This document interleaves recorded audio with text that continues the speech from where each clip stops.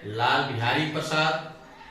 आज कक्षा 12 भूगोल के पुस्तक मानव भूगोल के सिद्धांत का प्रकृति एवं विषय क्षेत्र बता रहा हूं। बच्चों, कक्षा 11 में भौतिक भूगोल के सिद्धांत आपने पढ़ चुका है। उसी कक्षा 12 का ये मानव भूगोल के प्रकृति एवं विषय क्षेत्र है। तो स्मरण के लिए हम भौतिक भूगोल को आपको बता रहे हैं कि भौतिक भूगोल भौतिक पर्यावरण का अध्ययन करता है। ये आपने कक्षा 11 में पढ़ा है, स्मरण होगा। अब यहां मैं आपको मानव भूगोल बता रहे हैं। मानव भूगोल भौतिक पर्यावरण एवं मानवीय जगत के बीच संबंध, मानवीय परिघटनाओं का स्थानिक वितरण तथा उसके घटित होने के कारण एवं विषय के विभिन्न भागों में सामाजिक और आर्थिक विभिन्नताओं का अध्ययन है। विषय के रूप में भूगोल का मुख्य सरोकार पृथ्वी को मानव के घर के रूप में समझना और उन सभी तत्वों का अध्ययन करना है जिसमें मानव को पोषित किया है। अतः प्रकृति और मानव के अध्ययन पर बल दिया गया है। आप अनुभव करेंगे कि भूगोल में द्वैतवाद है, द्वैतवाद आया और इस आशय के व्यापक तर्क और वितर्क भी आरंभ हो गए। मानव भूगोल के कई पार्ट हुए, तो यहां हम सिर्फ आपको अब मानव भूगोल के एक सामान्य भूमिका बताए। अब आपको बता रहे हैं मानव भूगोल की परिभाषा। रैटगल ने, कई विद्वानों ने भूगोल की परिभाषा अपने अपने मतों के आधार पर दिया है। तो जो प्रमुख हैं उनको मैं आपको बता रहा हूं। रैटगल ने मानव भूगोल मानव समाज और धरातल के बीच संबंधों का संश्लेषित अध्ययन करता है, इनका कहना है।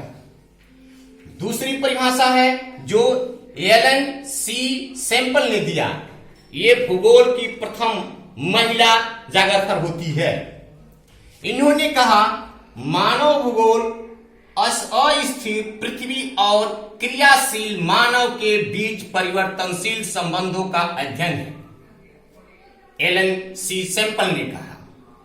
तीसरी परिभाषा है जो पाल बिडॉल डी ला ब्लास ने कहा कि हमारी पृथ्वी को नियंत्रित करने वाले भौतिक नियमों तथा इस पर रहने वाले जीवों के मध्य संबंधों के अधिक संश्लेषित ज्ञान से उत्पन्न संकल्पना है। ये आपका पाल बिडॉल डी ला ब्लास ने कहा। ये आपका कुछ महत्वपूर्ण परिभाषाएं हुई। अब आपको हम बता रहे हैं मानव भूगोल की प्रकृति, नेचर। मानव भूगोल की प्रकृति। मानव भूगोल भौतिक पर्यावरण तथा मानव जनित सामाजिक सांस्कृतिक पर्यावरण के अंतर संबंधों का अध्ययन उनकी परस्पर अन्योन्य क्रिया के द्वारा करता है।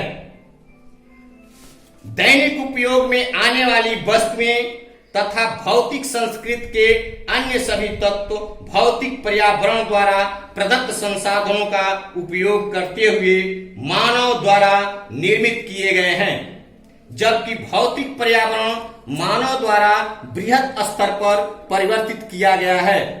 साथ ही मानव जीवन को भी इसने प्रभावित किया है। यह आपका है प्रकृति, मानव भूगोल की प्रकृति। अब आपको हम बता रहे हैं मानव का प्राकृतिकरण और प्रकृति का मानवीकरण। एक स्मरण की मैं बात बता दूं, जो पिछले कक्षा में आप जानते हैं कि भूगोल के दो प्रमुख घटक है प्रकृति। ये पिछले कक्षाओं में आप जान चुके हैं कि भूगोल के दो घटक हैं, कि प्रकृति और जीवन अर्थात जीवन के रूप में मानव, जितने जीवन हैं उसमें मानव सबसे बुद्धिजीवी वर्ग है। ये आपको कक्षा 11 में बताया गया है, स्मरण होगा आपको। तो अब यहां यही देखना है कि मानव का प्रकृतिकरण कैसे होता है और प्रकृति का मानवीकरण कैसे हो जाता है।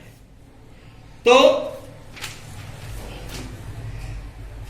प्रौद्योगिकी, ये आपको मैं बता रहा हूं, प्रौद्योगिकी किसी समाज के सांस्कृतिक विकास के स्तर की सूचक होती है। मानव प्रकृति के नियमों को बेहतर ढंग से समझने के बाद ही प्रौद्योगिकी का विकास कर पाया। उदाहरण, घर्षण और ऊर्जा की संकल्पनाओं ने अग्नि की खोज में हमारी सहायता की। इसी प्रकार डीएनए और आनुवंशिकी के रहस्यों की समझ ने हमें अनेक बीमारियों पर विजय पाने के योग्य बनाया। अधिक तीव्र गति से चलने वाले यान विकसित करने के लिए हम वायु के गति के नियम का प्रयोग करते हैं। आप देख सकते हैं कि प्रकृति का ज्ञान प्रौद्योगिकी को विकास करने के लिए महत्वपूर्ण है। इंपॉर्टेंट चीज है कि प्रकृति का ज्ञान, यानी प्रकृति का ज्ञान होना चाहिए। प्रकृति का ज्ञान प्रौद्योगिकी को विकसित करने के लिए महत्वपूर्ण है। और प्रौद्योगिकी मनुष्य पर पर्यावरण की बंदिशों को कम करती है। प्रकृति पर्यावरण के अन्योन्य क्रिया को आरंभिक अवस्थाओं में मानव इससे अत्यधिक प्रभावित हुआ था। उन्होंने प्रकृति के आदेशों के अनुसार अपने आप को ढाल लिया। इसका कारण यह है कि प्रौद्योगिकी का स्तर अत्यंत निम्न था और मानव के सामाजिक विकास की अवस्था भी आदिम थी।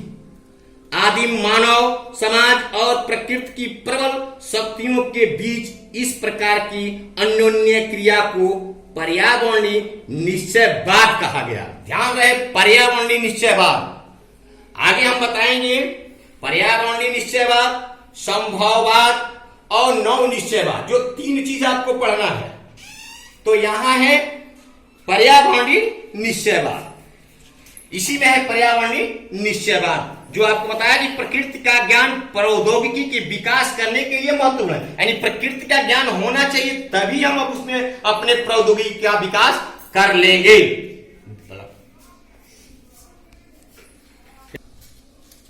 प्रकृति, मानव का प्राकृतिकरण, एक छोटा सा हम कहानी के माध्यम से आपको और क्लियर कर रहे हैं। बेदा मध्य भारत के अबूझ माड़ क्षेत्र के जंगलों में रहता है। उसके गांव में 3 झोपड़ियां हैं जो जंगल के बीच हैं। यहां तक कि पक्षी और आवारा कुत्ते, जिनकी भीड़ प्रायः गांव में मिलती है, भी यहां नहीं दिखाई देते। छोटे लंगोट पहने और हाथ में कुल्हाड़ी लिए वह वन का संरक्षण करता है, जहां उसका कबीला कृषि का आदिम रूप स्थानांतरित कृषि करता है। स्थानांतरित कृषि का मतलब होता है कि आप खेत वन को काटते जाइए, फिर आगे बढ़िए, उसको जोतिए, जलाइए, जोतिए, फिर उसको कृषि पैदा कीजिए, फिर आगे की तरफ। यह होता है रूप स्थानांतरित कृषि। बेदा और उनके मित्र वन के छोटे टुकड़ों को जुताई के लिए जलाकर साफ करते हैं।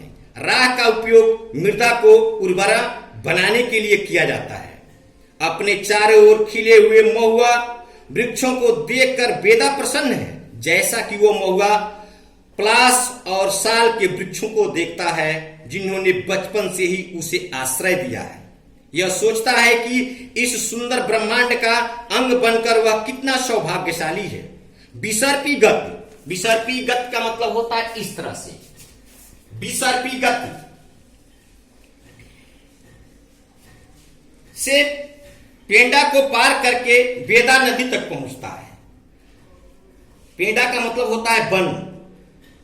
एक शब्द आता है पेड़ा, कई एनसीईआरटी की किताब में पेड़ा होता है। पेड़ा का मतलब होता है, पेड़ा शब्द आएगा, पेड़ा, तो उसका मतलब होता है वन। तो पेड़ा को पार करके बेदा नदी तक पहुंचता है। जैसे कि वह चुल्लू भर जल लेने के लिए झुकता है, उसे वन की आत्म लोई लुंगी की प्यास बुझाने की स्वीकृति देने के लिए धन्यवाद करना याद आता है। अपने मित्रों के साथ आगे बढ़ते हुए बेदा गुद्देदार पत्तों और कंदमूल को चबाता है। लड़के वन से गज्जरा और कुचला का संग्रह करने के प्रयास कर रहे हैं।